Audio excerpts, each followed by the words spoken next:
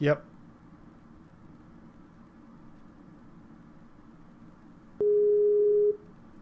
Hello. Hey, I saw the Twitch tweet go up again, but it's not showing live yet. Yeah, it'll probably be a second. Uh, I don't know why it's being really stupid, but it would be awesome if it would stop.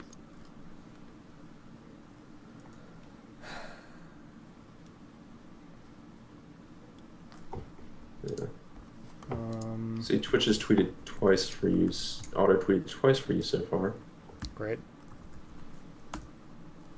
Yeah, still offline. But It's still now to saying Fruit you're... Loops ad. Oh. Yeah, I got a Coors Light ad. I would rather have Fruit Loops than Coors Light.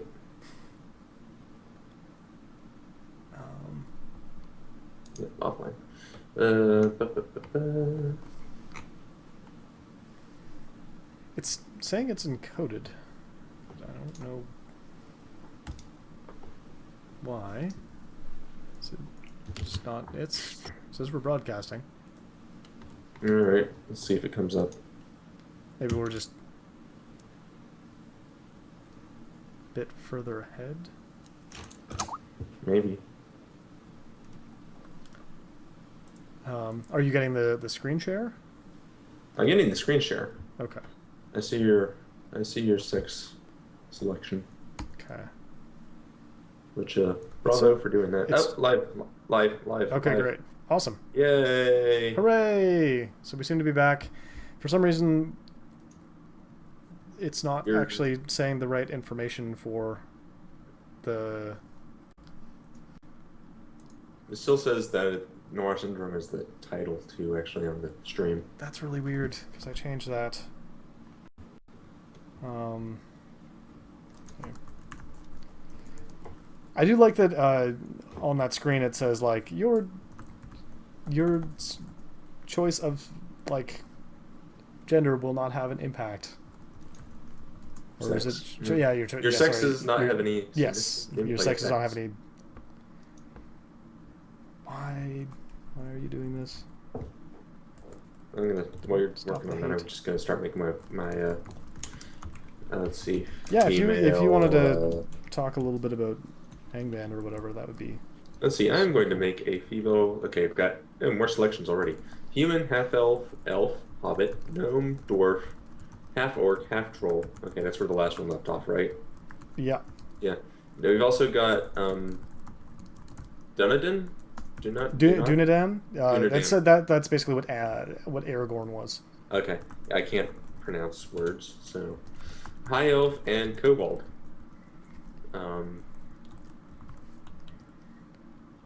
Which kind of looks like they just aren't very good at a lot of things.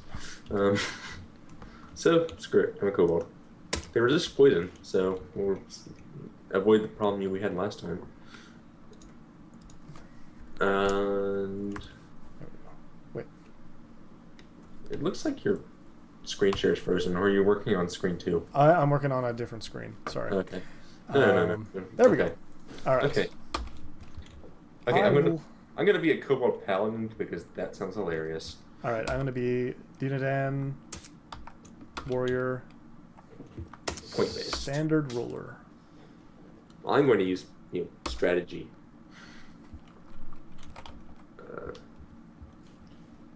Shoot, I have no idea what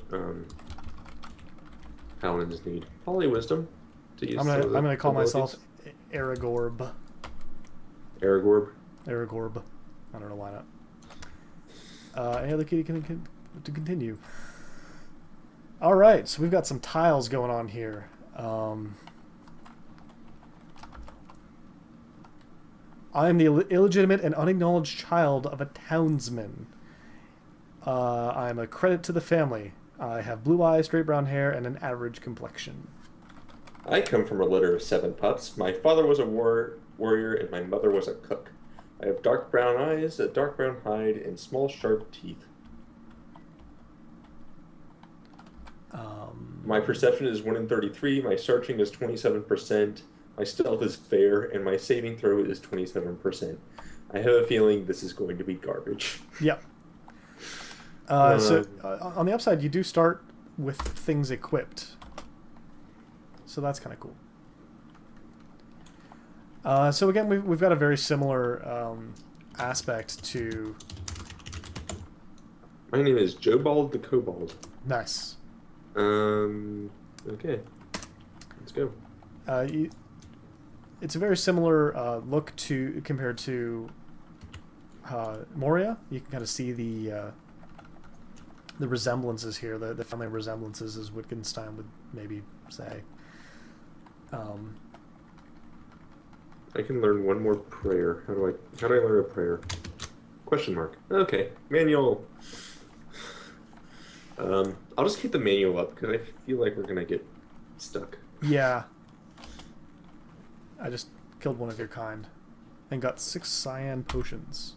Is it Racist. It's get. I'm gonna quaff one of these just for fun. I'm confused. I have potions of confusion. 5 of them. I'm just gonna keep. Those will be fun to throw. Yeah. Just run into walls like a little Roomba. Yeah, I did that a little bit.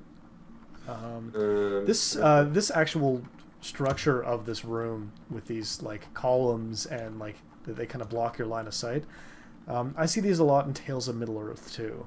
When we played that Tales of Middle-earth online version, yeah, we ran into those a bit.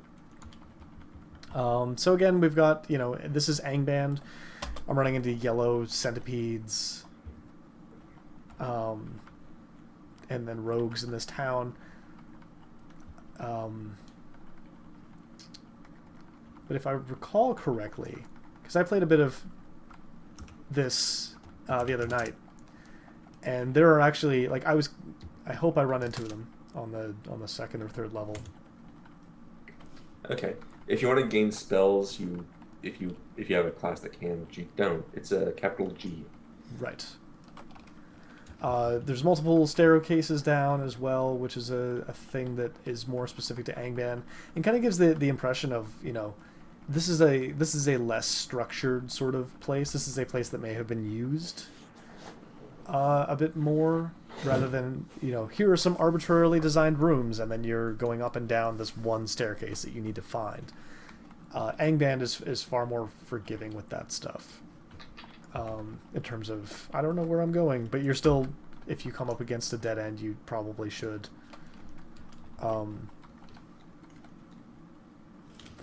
Great. Yes. Okay. If you come up against a dead end, you still should probably search for a doorway. The structure of the dungeon crawler is not, I'm not sure if it's particularly interesting. I think it's interesting in Constellation with, if you look at the way that Jackson portrayed the Mines of Moria, we kind of talked about this in class a little bit.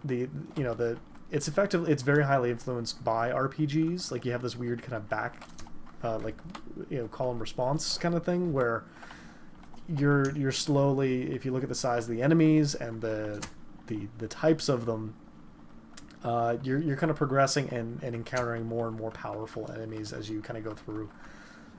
Because this is like the first level of this dungeon, I'm just kind of wandering around bumping into things and killing them. But you see in like the right corner occasionally when I run into something, I just killed a white icky thing. So again, we're running into the same kind of stuff, same kind of monsters you saw in Moria, that are far more like Dungeons and Dragons inspired. How are things going on your end? I'm trying to figure out something. It was what there was a command I needed. I'm trying to figure out how to actually give the beggar money. Oh, if that's even possible. Is there a command to interact with any of those people in town? Because I feel like that would be important. I feel like I played some. It might have been Tales of Middle-earth. I killed a drunk in the street, and then the city guards came at me, and it did not go well for me. Exclamation mark to interact with system. Okay. Capital T digs a tunnel. Mm-hmm. Yeah, apparently there's mining in this. So when you run into a monster, you kind of get a little bit of a life bar, a rudimentary life bar there, which is kind of a nice touch. I mean, if you consider that this game came out in 1990, I guess. All right, we'll let that guy run away. Flask of oil. Again, you're searching for doorways and. All right, I'm gonna go down to the next level. All right. Because if I recall correctly, you do run into actual. Oop, I am too afraid to attack the yellow mushroom patch. Sure. Okay. Yeah, there's a Oh, you resist the effects. Oh, now you're paralyzed. Nope. There we go. Killed the floating eye. Okay, I can. Yeah, there's a beggar in between me and the exit to this shop I was in, and I feel bad killing him. So.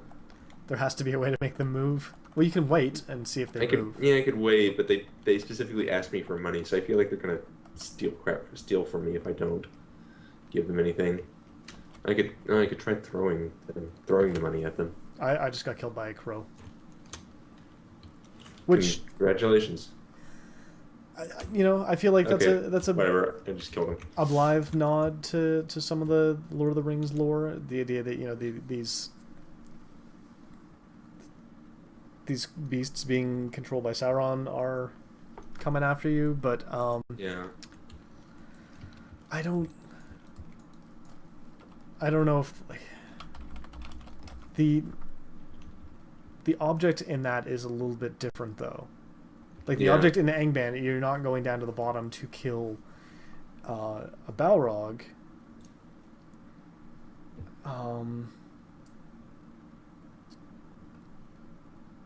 100-level dungeon. You're trying to defeat Morgoth. Yes. Again, this begs the question why they'd built a town on top of Morgoth's place, but they don't make references to any specific years or anything like that. So, it's fascinating to see this stuff kind of get. Okay. Keep Randarts.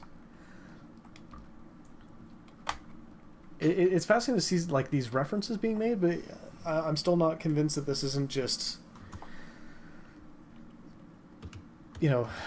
someone liking Lord of the Rings, and it's almost like a personalized mode of you're naming it Angband because you just read the Silmarillion and you thought the Silmarillion was really cool.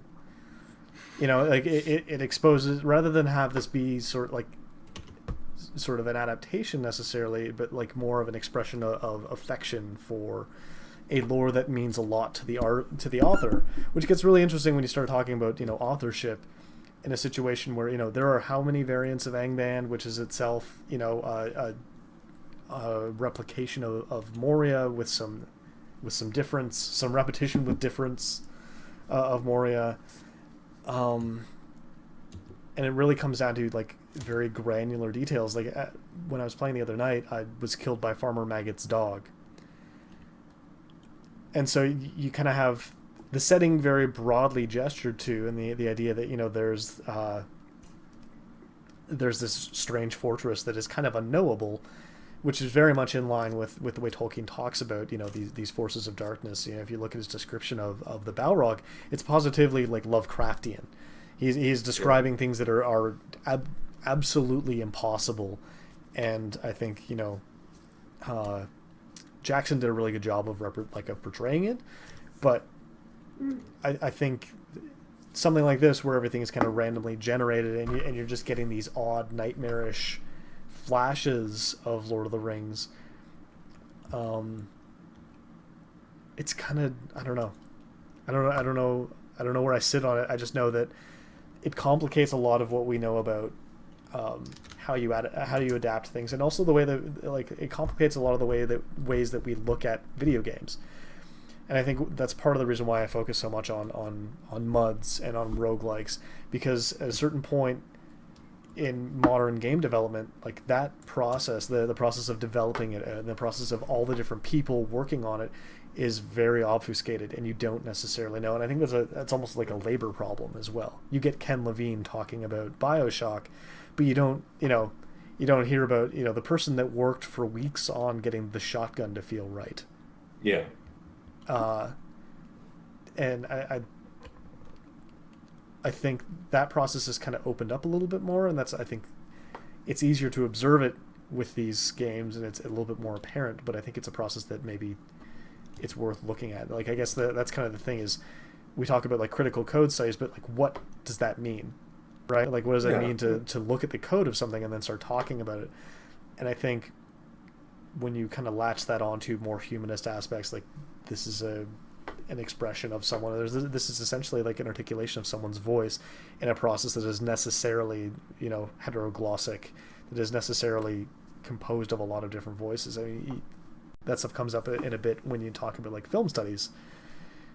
Right. The cinematographer kind of steps in and you start talking about some of those things. But I don't know. It's I think at the very least, when you look at this stuff,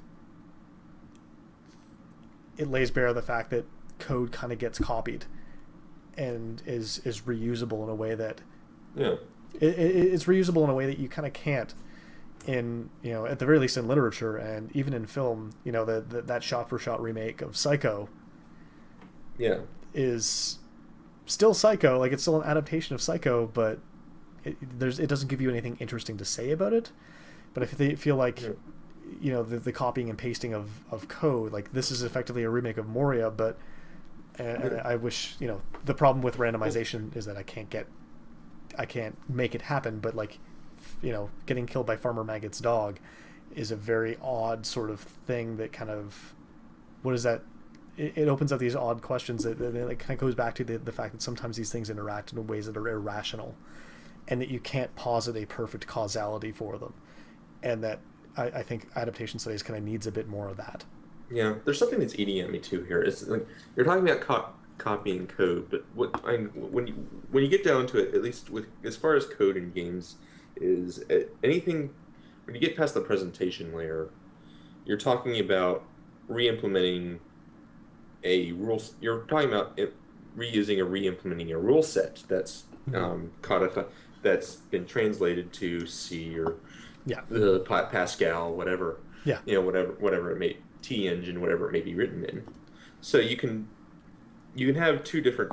You could, in theory, have two different code bases that accomplish the exact same rule set. At which point it's a shot for shot remake of. At which point it's a shot for shot remake of Psycho. Yeah. So like I'm wondering like, where is the crossover between ludological studies and code studies? Like ignoring the presentation layer for now. Okay, so like where, like because we very clearly have a different set of presentation code between this and Moria. Yeah. But let's just say for the sake of argument, like I release a graphic Moria, a graphic version of Moria. Okay. It's still underneath. Underneath it's still Moria. So if you're going to study that code, even if it's in a different language, what's the what are you studying there? Right. Yeah, I guess, part of me, I would be looking at different iterations of how are they implementing Tolkien's lore.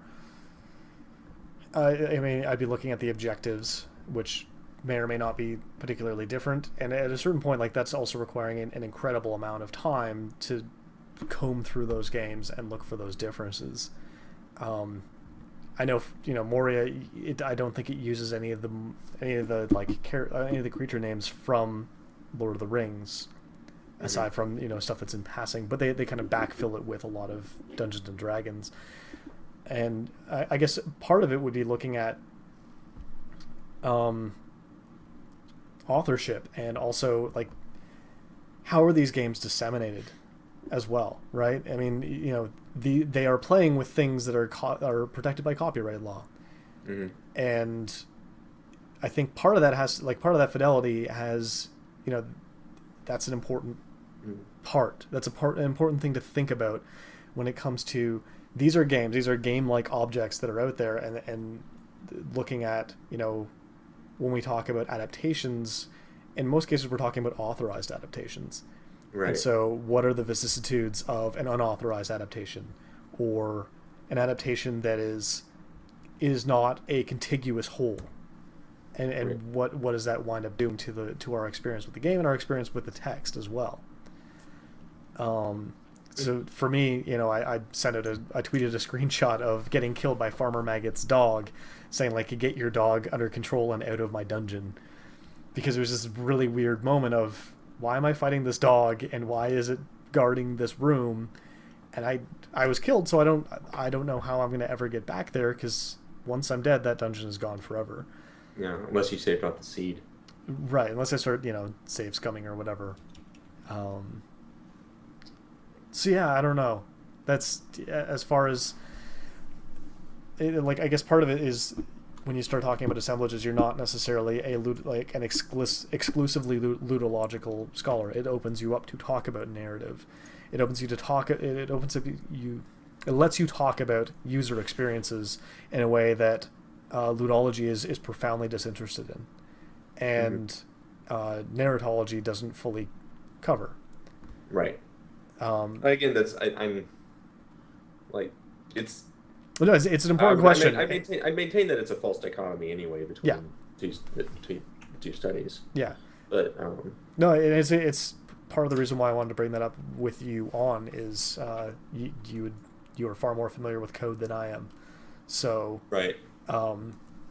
Yeah, I knew saying copying and pasting code is a thing, but in some cases it is, but when you're talking about moving from one language to another language, like that's a huge leap, and that requires a lot of work, and that also requires some attentiveness, or does it? I guess that's a larger question, is like, do you need to address that as a study scholar? It's like, well, if there's something that you can say about it that is interesting, then sure. Like, I feel like that's worth saying. For me, looking at Moria and looking at getting translated from Pascal and stuff like that, what that says to me is that one of the lesser examined motivations of adaptation is a sort of ownership.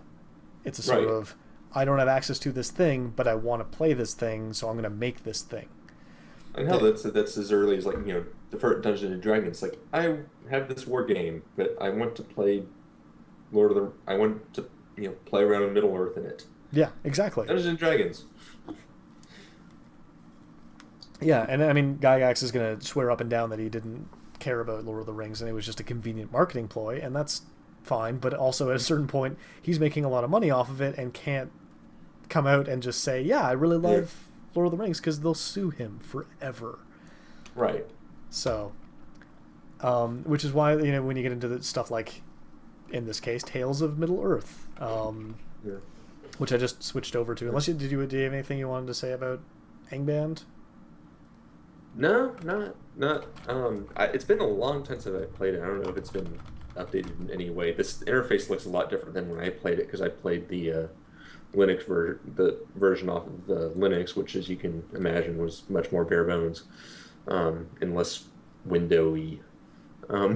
Yeah. Art thou an adventurer, one who passes through the waterfalls we call danger, to find the true nature of the legends beyond them? If this is so, then seeketh me. I guess that's Dark God? In collaboration with Iluvatar, Monway, and all of the tome contributors. See credits.txt. So in this case, you've got this looks familiar. Yeah. In this case, you've got the actual creator of Tales of Middle-earth, which eventually became, as we're going to show in a minute or two, Tales of Magill, and that was an actual commercial product. But in this case, this was source code was, as far as I understand, open to contributors, and well, Tales of Magill is actually still open to contributors. They just have a pay version for Steam to support development and auto update and all that fun stuff. So yeah, here we've got a whole lot more races. Um, Rohan Knight. so there's okay, humans are the second born. The Edain, they are the basic race to which all others are compared. Um, Why can't you be a death mold? Do you have to be do you have to pick neuter to be a death mold? I guess so. Oh, experimental. It's apparently experimental as of 2.35, which I don't think it was ever implemented then. Mm. Well, Um, I'll start a Tales of Maj'El and see if it's in there. yeah, it's I don't think it is, but yeah. Anyways, Kornak is one of the top 5 played races.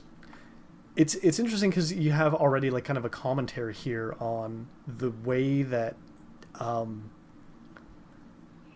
the Oh, way I that have to. Tolkien positions his races. Like I don't think it was an intentional commentary, but the idea that the human is the default in the Tolkien universe and all other races are kind of derivations, which is not necessarily a thing that I would completely agree Yeah. with. That's and been done.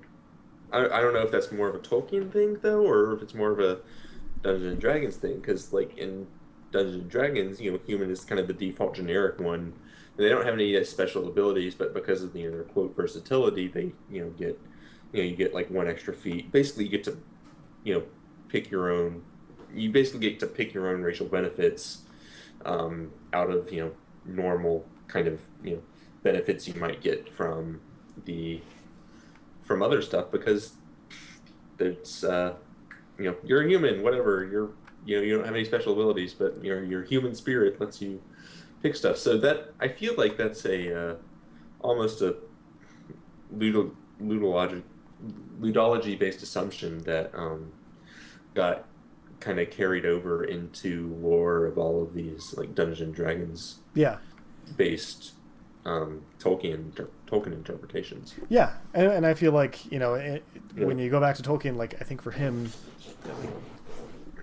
the hobbits are very much in his mind like the star of the world, uh, far more than the humans and the elves, and like they're doing their grand scheme stuff. But I think he very much is trying to posit a distinct group of people. But I mean, there's a whole lot of stuff out there that you could go and bring in about talking about the races and just the assumptions here. And I think Tales of Middle Earth does far more than any other of the games that we've looked at so far in terms of like directly adapting. Like you have Bjorning, like someone at a certain point sat there and read an awful lot of Hobbit lore, and then you wind up with stuff, or like lore from Middle Earth, to kind of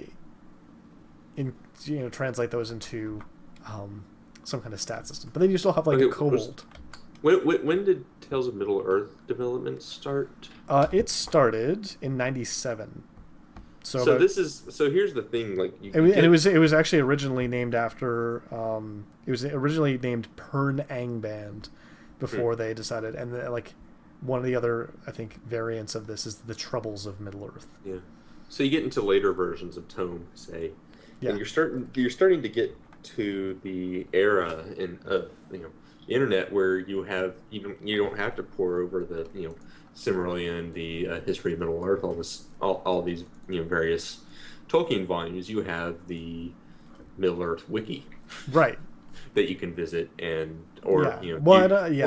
or user groups, or basically you can start exercising collective knowledge on this stuff to pour more detail into your adaptations. Yeah. Um. I don't think that's something you can ignore. I if you're going to look at the history of this stuff, I don't think that's something you can ignore. Yeah. No. Absolutely. And I think this is very much a product of, you know, there's a lot of talk about NetHack being made on the internet, but I feel like a lot of its development escalated once the internet became a far more accessible thing. Right. At least up until it just stopped. Yeah. Uh, but like I mean, you've got something where it's just like they're just offhandedly like I assume Lost Soul is supposed to be to a certain degree like a wraith. But then in the description you have it like they're just referencing Mandos, which is like a Vaya that was essentially like kind of a death god essentially. Um, So again, like there's far more attention to detail with the lore. Like this is an incredible amount of labor to put into something that you can never monetize as it stands. Like it is kind of impossible to make money off of something like this. You can still then you have like these specters of like it is not just an adaptation of Lord of the Rings. It's also like a readaptation of Dungeons and Dragons, and those things are kind of inextricable. And then you see these things where it's like you can be a skeleton, a Bjorning skeleton, which seems weird. Or like a vampire, which technically vampires are mentioned once, or werewolves are at least. I think actually no, vampires are mentioned I think once in Fellowship of the Ring. Let's go with just a classical one and a warrior and a specialization in being a warrior. Let's worship Melkor because we're terrible. You can pick the number of quests. What? Sure. Let's just escape. You are the descendant. I can edit this whole thing, or I am descendant of Bjorn to the 4th degree. I am the adopted child of a townsman. I have green eyes, straight auburn hair, and an average complexion. Sure, let's go with Adwin. Countryman? Oh God. Oh man, Shades of Dwarf Fortress.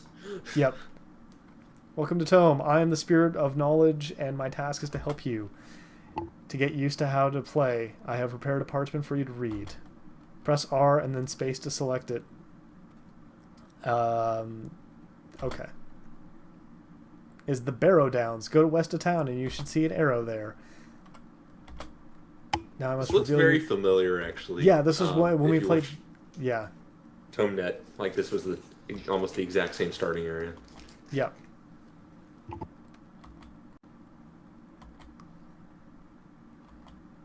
So, I mean, in that exposition, it was real hard in the lore.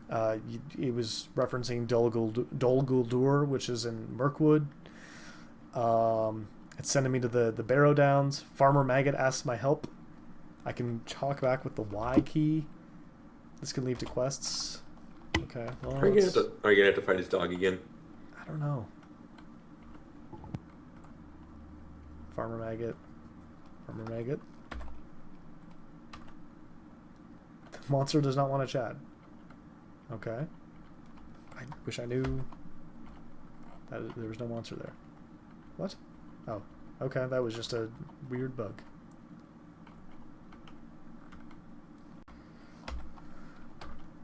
There's no monster there. My mushrooms, the rain, a dark, horrible rain began, so I had to return to my home. But when I came back, my dogs were all mad and didn't let me near the field. Could you please bring me back all the mushrooms that have grown in my field, to the west of Bree? Please try to not harm my dogs, they are so lovely. So the dogs are going to try to kill you when you get to go on a mushroom fetch quest. Yep. Oh God. What? Okay, so I'm not familiar with Farmer Maggot in lore. Okay, so in the Fellowship of the Ring, in the Fellowship of the Ring, as Frodo is leaving, they wind up getting chased by a ring wraith. So, like, have you seen the movies? Yeah, I've read Fellowship. Like, it's just been a long time. Okay. So I just killed a pitiful beggar, and then stop again with the classes. You know what? I'm just raging classist. That's what if they didn't want to be beggars, they should just get jobs. Why is this an issue? I also just killed a cat. I'm already a monster. I'm poisoned. I mean, you are a safe shapeshifter, so. Okay. Well, I've just. Yeah. Oh, you have leprosy. I'm no longer poisoned. You don't have leprosy anymore. That. What? It is kind of bugging out on the. Anyways, so they. Man, this is. Check out them graphics. Okay, that looks like a Barrow Downs to me. Yeah. So speaking of like Speaking of graphics, when are we playing Dwarf Fortress, and when are we going to see the sun afterward? Uh, I hear a frenzied barking. I'm gonna do a presentation at some point for Dwarf Fortress for this, probably in the next couple of days. It's just there's a lot of work that I need to put into it. So Yeah. I'll let you know what happens from that. Maybe it'll be like early next week or something like that, rather than this weekend. Because Dwarf Fortress, I think, is probably the most pure adaptation of Lord of the Rings that I've seen that does not at all ever reference Lord of the Rings. Because it does the whole world building thing. It creates its own lore. It effectively, like, in a very roughshod way, writes Lord of the Rings every time someone starts up that game and generates a world. Like, it's crazy. I read a whole story the other day about some hydra that hung out in a swamp and killed a bunch of trolls. It was not a well-written story, but it was kind of interesting to see this lore, kind of just these. I don't know. It's something. It's something else. And they just had a huge update, so I really want to take a real close look at that. I just need to square away about 4 hours so I can build up a fortress that's interesting. Only 4? Yeah. I know kind of enough, and I'm a wimp, and I pick really stable starting conditions. So, oh, come on. This is really frustrating. There we go. Okay.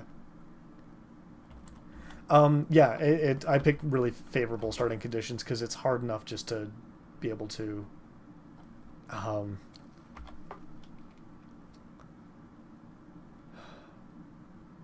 just need to, there we go.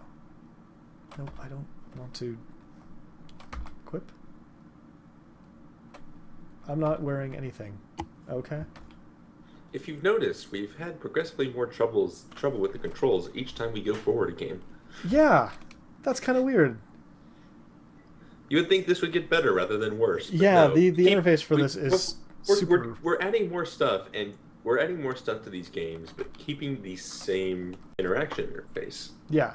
Which is a problem, because when you add things, you need to organize them. Yeah. And just continuing to shove things into keys that aren't assigned yet is not a really good way to do that. Yeah. But how do? I feel like there's a way that. Okay, there we go. Never mind. It's really odd that I can't distinguish between hard stone block. Okay, never mind. Now it's. All right. What was I gonna say? It was so. I guess to finish up the farmer maggot stuff. I missed the clear icky thing. Well, gee. Void jump gates can be entered by pressing the down key. They will transport you to another jump gate. Beware the cold damage that might kill you. A dark rift opens to the void here. I feel like more than any other game, I am literally looking down into a deep, deep abyss. More than any other game we've played tonight. Like as far as just there is so much here. Yeah. I apparently just like a metaphorical abyss or an actual abyss. I don't even know abyss. Anymore. Okay, I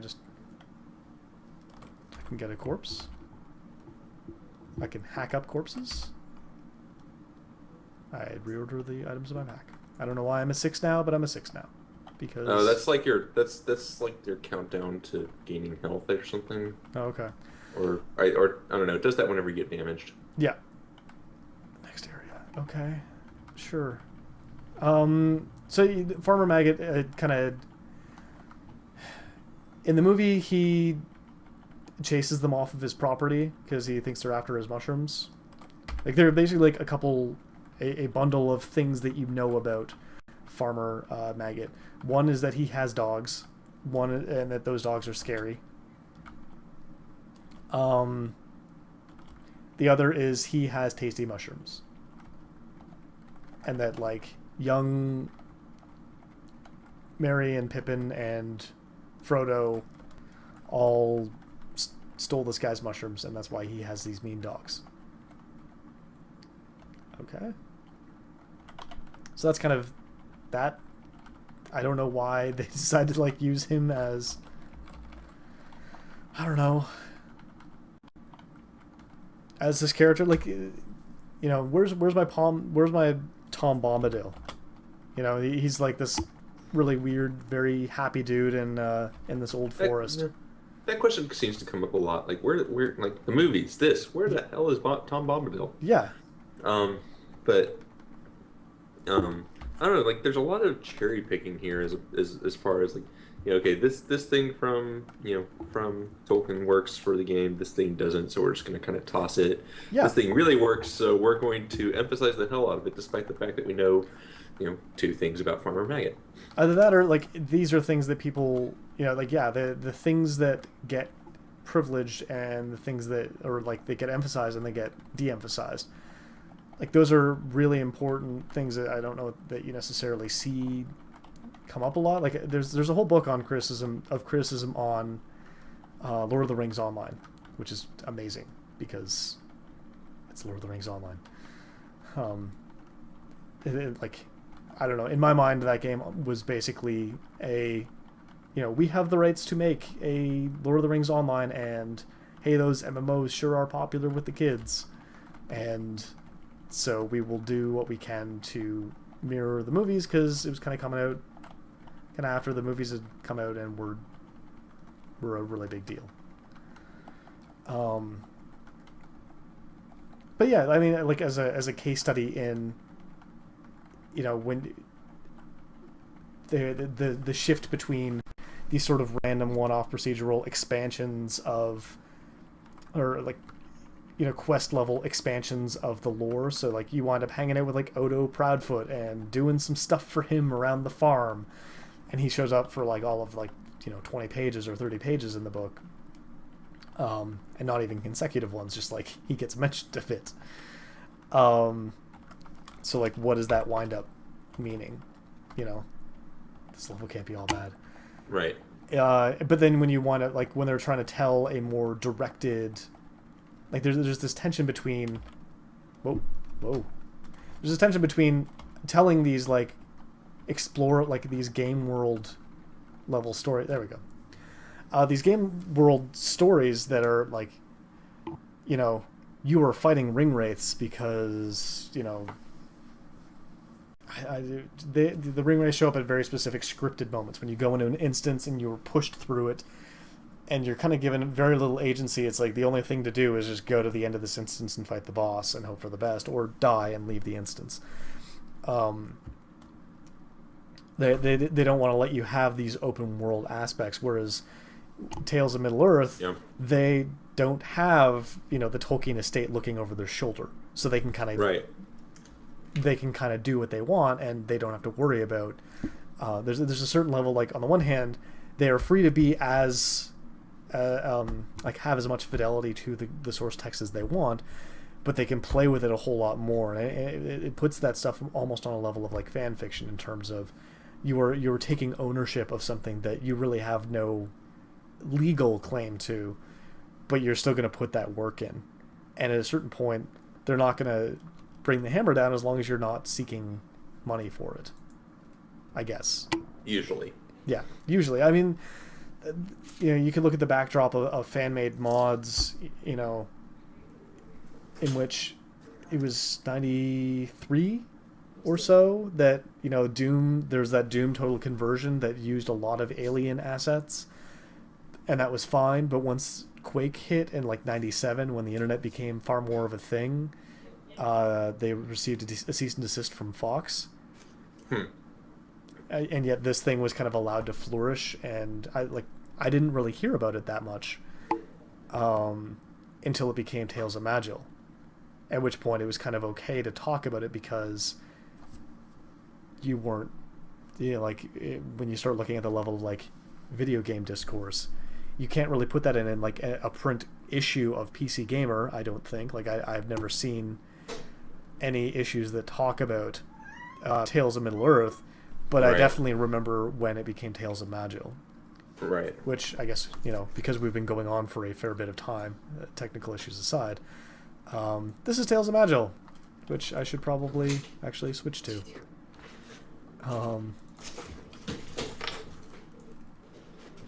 Unless you had anything that you like. No, that's it. That's about it. Sorry, I'm dealing with a spillage over here. No problem. I'm just doing a desktop only on 2 because one of my monitors likes to flicker a lot. That's not good. No. Are you sure the refresh rate is right? That's the thing. Is there 2 different types of monitors? So I've made real poor decisions. So yeah, this is Tales of Magil. This is it has its roots in Tales of Middle-earth, the game that we just showed. The major difference is that so Tales of Middle-earth went up until 2.35, and there are some experimental builds that kind of came out after that were leading more into like Dark God was working on it into 3.0, abandoned that and decided that they were going to go for something that they were going to make as like a somewhat commercial product and rebrand as their own thing, and that became Tales of Magil. And I don't know what version we're in right now, but you have a fully... I think it's Force something. Yeah. Fully configurable mouse interface. It's Tales of Magil 1.2.3, but it's T-Engine 4. Okay. Yeah, T-Engine 4. So one thing is that T-Engine 4 is itself a platform for making roguelikes, which I've not dabbled with yet. I've been meaning to. At some point I will. We've been saying this for weeks. I've been saying this for a month, probably almost a year. We were talking. We were talking. But we were talking about several weeks ago. And, but I also want to learn Python and do that Laura Dern roguelike as well. You can pick different types of elves. The Grace of the Eternals talent. They have close ties with the magic of the world and produced in the past many great mages that they remain quiet. And these have spent most of the ages hidden in their forests, seldom leaving them. So like the kind of Lothlorien type of elves. But again, at this point, like, this is not even really an explicit. There we go. We'll do an archer. Wait, an arcane blade. I feel like that's what Glorfindel would have been. An arcane blade is a warrior who's been touched by the gift of magic. Their use of magic is innate and not really studied. As such, they do not naturally regenerate mana and must use external means of recharging. Blah blah blah blah blah. Let's play. Because I don't want to spend an awful lot of time on this, because at a certain point it's not really an adaptation. So you've got a bunch of techniques that you can kind of pick. Wrath of the Woods, the talent was recently learnt. Call upon the power of the Eternals, increasing all damage by 11%, reducing all damage taken by 11% by 5 turns. Let's put more into that. I have no generic points. Arcane Combat and Rush. Yeah, so totally, this is Glorfindel. He's a fast-moving, fast-talking, spell-casting elf. So you have... Okay, so this looks a lot like Diablo. Yeah. So let's like build a tree here. You have Rogue, then Moria, then Angband. Angband begets Tales of Middle-earth. And meanwhile, man creates dinosaurs. Dinosaurs destroy man. Woman inherits Earth. Yeah. No. So in the meantime, you have Diablo, which is explicitly inspired by Angband. Yep. So. Moria. And then you have Tage of Magil.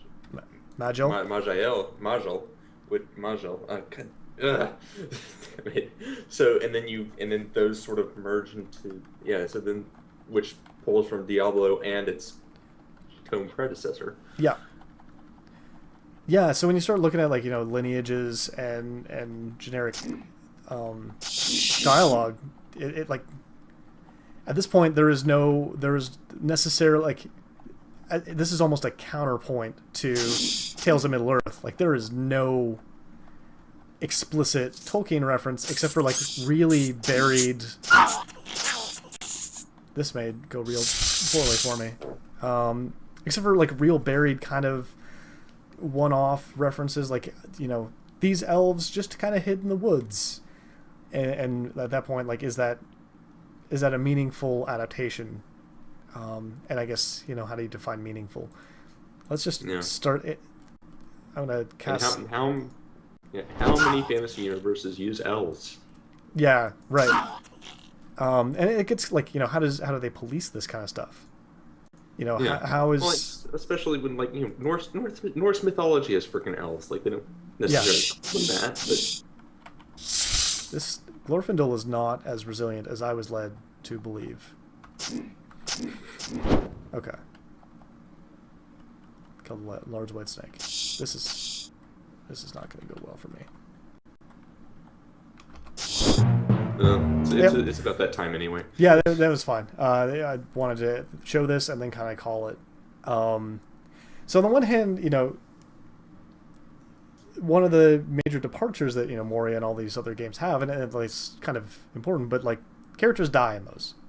Gandalf, on the other hand, does not do a real great job of dying for a whole bunch of, you know, he's Maiar, he's getting reincarnated because Saruman is real bad at his job.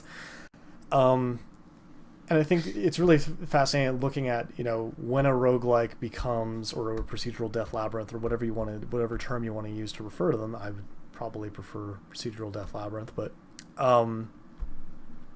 when they become more of a commercial product, you kind of have to, it's really like the way that they deal with death changes. In Tales of Middle-earth, I don't think even then you are encountering the Eidolon in the Eidolon plane. A ripple in the void that somehow seems alive. This creature stares at you with interest. I think TomeNet has that though. Like, you can get the. Oh yes, yeah. I think some variants of Tome might. Yeah, no, Tome. Yeah, the TomeNet we were playing had a. Yeah, like, you can have multiple lives. Yeah. And I think that at that point you're also attracting a user base. Like, you need to have those people that are going to play in an online sort of way and actually socialize for it to make sense as a multiplayer game, right? Mm-hmm. So I guess, yeah, like when you have a product that is trying to like accrue capital in some regard, whether it's cultural or like social or, you know, the good old fashioned dollar bills. In Tales of Magill, it really pulls those punches, and that I think the first time you die, you always get brought back, but then after that, you kind of have some chances that you may or may not. So there, you can click on the Eidolon. I brought you here on the instant of your death. I'm the Eidolon. I have deemed you worthy of my interest. I will watch your future steps with interest. You may rest here, and when you are ready, I will send you back to the material plane. But do not abuse my help. I am not your servant, and someday I may just let you die. As for your probable many questions, they will stay unanswered. I may help, but I'm not here to explain why. And I kind of like this mechanic because I feel like this does harken back to Gandalf in terms of he really doesn't ever explain why he comes back. And then seems kind of like slightly bemused that everybody's asking him about this, whereas for him it's not a big thing. Well, I mean, he uses it to his advantage a few times. And I like the idea, like, I don't know, I have the mental image of like Frodo potentially meeting like meeting his untimely end, and then, you know, this kind of somewhat perplexed being of energies kind of staring at him, just be like, I had plans for you, but I guess I can't say no, because who wants to go back to carrying that ring? Just let me go. You've died. Oh, there we go. Utterly destroyed. Died on the Eidolon plane. So this also has achievements. I can go into the messenger chat log. I can restart with the same character. I can start with the new character. I can exit the main menu. I'm just going to call it on that one just because I don't know if there's necessarily a lot to say about Tales of Magill as adaptation of Lord of the Rings. unless you like, you can go through and do a very close reading of it and maybe make that case. But I think it would be more interesting to look at it in terms of what kind of traces of its Lord of the Rings-ness are still there and kind of buried in this retail product that can't ever acknowledge those roots, especially mechanically. Yeah, like if you go back to like they set up historically they set up separate websites for Tales of Middle Earth and then Tales of Magill, and really did their best to distance themselves from that, even though like it's kind of gambit because you can't distance yourself too much from the core community that already knew what you were doing and really liked it. Right. So, and that's why you still have the same tome, like the same acronym to refer to it as I don't know. Yeah, and I think it's probably like I think Dark God has kind of revealed their real name, but I think for a while they weren't. It was just Dark God. And it was kind of like there was a company, and I imagine if you did some digging you could find it, but it was not as overtly apparent. And it's this kind of weird case study if you really want to look at what happens when you kind of do these unauthorized things and then want to make that into a commercial product and then start making money off of it, especially given how strange the genre is. There's a lot of odd quirks and vagaries, and you have this, the things that the design that led to this has kind of a very public and very peculiar kind of genealogy that you can probably dig up if you start looking through enough Usenet posts. You'll probably find discussion of this game as it was being made. Right. And that's a rare thing. A lot of developers have kind of taken far more like a kind of a black box approach where you don't know when these games come out, and occasionally they'll make references to like, oh yeah, making video games is hard, but there's also a larger motivation in terms of obfuscating the problems with labor that video game development currently has, because you still want people to continue making games, and the industry itself needs to continue getting those idealistic people making those games, but you don't really want to publicize what kind of toll this will, like what actual cost is at play there. Right. So yeah, I don't know. My purpose here with this was not necessarily to be like incisive analysis, like that'll be my follow-up write-up, and my goal with this course was not necessarily to like answer a lot of questions. It was mostly to pose a whole bunch of them and maybe start thinking out loud through sort of what I've been working with in terms of genre theory and the idea of like these mechanics kind of interacting with one another, and like what happens when you start getting so up close to it that it's kind of hard to see your way out of it. And I feel like this has been a pretty good example of just us talking our way through it, but not necessarily coming to any concrete conclusions. Because I think part of the benefit and the problem with assemblage theory is that these things don't necessarily need to interact with any sort of coherent or rational way. But at that point, what are you doing? Like, if you're not able to contextualize that in terms that like other people can talk about or use, like it's a cool thought experiment, but therefore like I feel like that's where we're running up against the limits of assemblage theory, as much as it kind of allows us to talk about narrative and mechanics purportedly in a way that is useful. So yeah, I don't know. Do you have any other thoughts? It is 9 o'clock here. Yeah. And I think I'm ready to call it. Yeah, no, that's cool. That's fair. This has been far longer than we normally do, so I really appreciate you sticking with me and yeah, hey, no problem. Yeah, I had a good time. All right, until next time, everyone. Yep. Later.